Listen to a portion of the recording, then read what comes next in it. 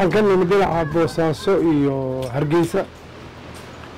aniga xaajiyadeeda iyo gabadhan yar oo waliba hadda ugu soo kornay aad baan maaragtay ugu mahadnaqaynaa ilaahay baa mahad leh dowladda Jubaland iyo magaalada Kismaayo waa nabad hadda muddaan joogay anigu reer ku dhawaan balooyin iyo gabadha yar wadada aan joogay waxay meel nabadgelyo ahayd sidii caadiga ah Soomaalida horaan xusuustay intaan joogay magaalada iyo nabadgelyadii iyo gidaarka doontaada ku nabadgelaya tuuga lahayn balaayo lahayn wax mobil dafaaya lahayn walaa amniga magaalooyinka kale aad iyo aad bay uga harsaraysaa Kismaayo waxaan ku suganahay Qiima Waaye hotel oo xeebta saaran oo arkadaan meel aad u qurux badan way isaga qaxweynaynay way isaga baashaalaynay waxa farxad weyn oo in madaxweynihii Jubaland naga meesha fadhina uu noogu yimid waliba noo soo leexday oo nagu salaamay meesha nala farxay anaga ruuxna ku faraxsanahay ma sha Allah magaalada niyadu waa meel isku halayn karo oo aad iyo aad dadku soo dhaweyn wanaagsan yihiin ilaa waxaan hadda ku sugnaa wiig iyo xoogaa aad iyo aad baan uga maqsuuday shacabka reer Jubaland oo hambalyeynaya nabadgelyadooda iyo barwaaqada ku jiraan waxaan leenahay Allah idin siyaadiyo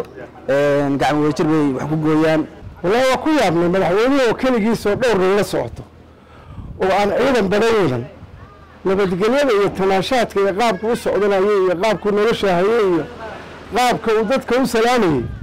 walaa si cajaa'ib ah macnaheedu ma baan soo madaxweynaha waxaan leeyahay inuu agaasimo iyo wasiir meesha imanayaan inuu ana taa waxa keentay nabadgelyada maaragtay kalsoonida nabadgelyada keentay meesha waa nabadgelyo aad baan la maaragtay ugu faraxsanay inuu loo yimaado waxaan aad ugu faraxsanahay inaan la kulmo madaxweynaha Jubaland Axmed Maxamed Islaam oo maanta si kadis ah isku aragnay iskaga soo horbaxnay xeebta Calaley ama Golden Beach sida loo yaqaano madaxweynuhu wuxuu go'aansaday inuu soo dhaxgalo dadkiisa wuxuuna noo gacan qaaday si muwaadinimo leh hogaaminimo ku jirto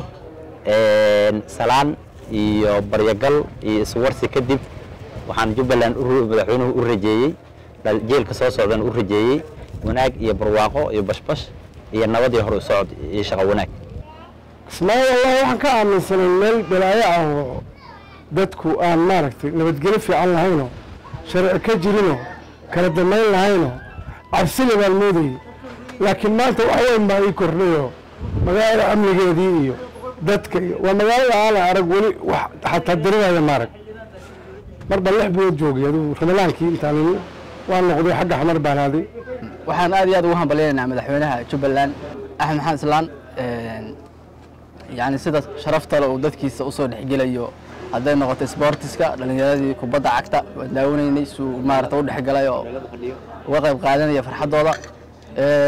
waxaan madaxweynaha ku bogaadinaynaa inuu saddex xagal ka badiyo oo bulshada sii dhaxgalo oo Kismaayo sii dhaafo oo gobolada ku xiga meel kasta booqdo baan ugu hambalyeynaa aad baan ugu faraxsanahay waxaan kale ku daraynaa madaxweynaha waxaan leenahay maadaama uu yani dadkiisa si lama filaan ugu imaanay meesha la dheeraha amniga la siiso hal si yani meesha amniga ka jira bay xaqiijinaysaa yani in adoo meel iska fadhiyo madaxweynuhu ku yimaado taasi waxay ku xaqiijinaysaa amniga meesha ka jira iyo saytahay iyo maartay kala dambeynta iyo nidaamka waan bogaadinaynaa waan hambalyeynaa waxaan leenahay madaxweynaha halka sii wad maalinba step by step way wax kasta saa ku sii wad shacabka saa u sii dhaxgal